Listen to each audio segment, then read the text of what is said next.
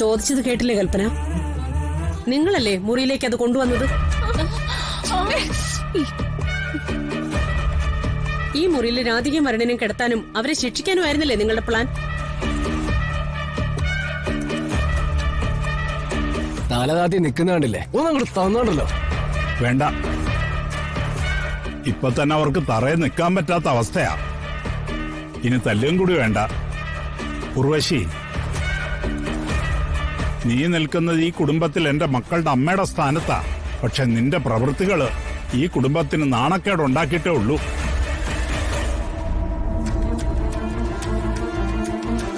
രാധിക മോളോട് ഇനിയും തീർക്കാൻ പറ്റാത്ത എന്ത് വൈരാഗ്യം നിങ്ങൾക്കുള്ളത്?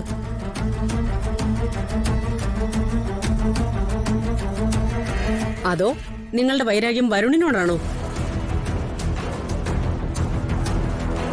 അത് തുറന്നു പറഞ്ഞിട്ട് മുന്നോട്ട് പോയാ മതി. അവർക്ക് എല്ലാവരോടും വൈരാഗ്യം തന്നെയല്ലേ പത്മിനി? ഇന്നത്തെ ദിവസം ഇവര് മറക്കരുതെന്നല്ലേ നിങ്ങൾ രണ്ടുപേരും ആഗ്രഹിച്ചത്. പക്ഷെ ഒരു കാര്യം ഉറപ്പാ, ഇന്നത്തെ ദിവസം ഇവരെ നിങ്ങൾ മറക്കില്ല. കൺമുന്നിൽ നിന്ന് ഇറങ്ങി പോയിക്കോ നിങ്ങള്. ഇനി ഇങ്ങനെ എന്തെങ്കിലും കാര്യം നിങ്ങളുടെ രണ്ടുപേരുടെ ഭാഗത്തുനിന്നുണ്ടായാൽ അതിനെടുക്കേണ്ട നടപടി എന്താണെന്ന് എനിക്കറിയാം. എല്ലാവരും ഒന്ന് മാറി നിന്നോ. ഇവരുടെ ദേഹത്ത് നിന്ന് എന്തെങ്കിലും തെറിച്ചു വീണാൽ നമ്മളും ചൊറിയേണ്ടി വരും. പോകാൻ. ഓ,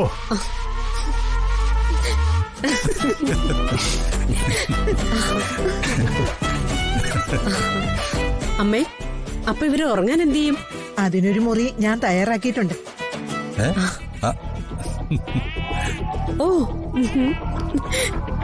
അല്ല, മുത്തശ്ശി എങ്ങനെ ഇവരുടെ കള്ളത്തിനെ കണ്ടുപിടിച്ചേ? കണ്ടുപിടിക്കാൻ ബുദ്ധിമുട്ടൊന്നും ഇല്ലടാ. അവരുടെ മുഖം മാത്രം നോക്കിയാ മതി.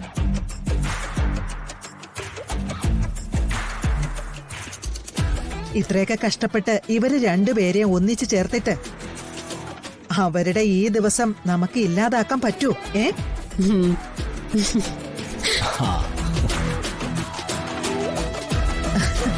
ആ മക്കളെ, നിങ്ങൾ റൂമിലോട്ട് നടന്നു.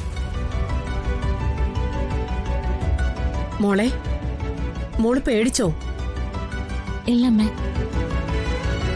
വധുവായിട്ട് മോള് കയറി വന്നിട്ട് ആദ്യത്തെ ദിവസം ഇത്.